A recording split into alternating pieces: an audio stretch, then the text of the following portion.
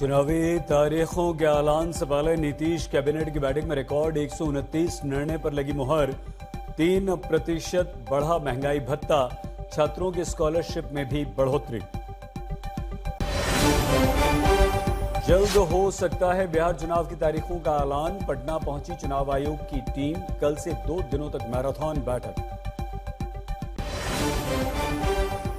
पाकिस्तान को सेना प्रमुख की सबसे बड़ी चेतावनी, बोले ऑपरेशन सिंदूर 2.0 में नहीं बरतेंगे संयम। भूगोल में रहना है तो बंद करें आतंकवाद। वायुसेना चीफ बोले हमने मार गिराए पाक के 4 से 5 लड़ाकू विमान। बरेली पर कल फिर राजनीतिक बवाल की आशंका। समाजवादी के नेताओं के दौरे का कार्यक्रम। हिंसा में अब तक 83 गिरफ्तार। पुलिस ने किया फ्लैग मार्च। और राजस्थान में कफ सिरप से मौत की आशंका के मामले में डॉक्टर फार्मासिस्ट सस्पेंड। स्वास्थ्य मंत्रालय का निर्देश, 2 वर्ष के छोटे बच्चों को न दें कफ सिरप।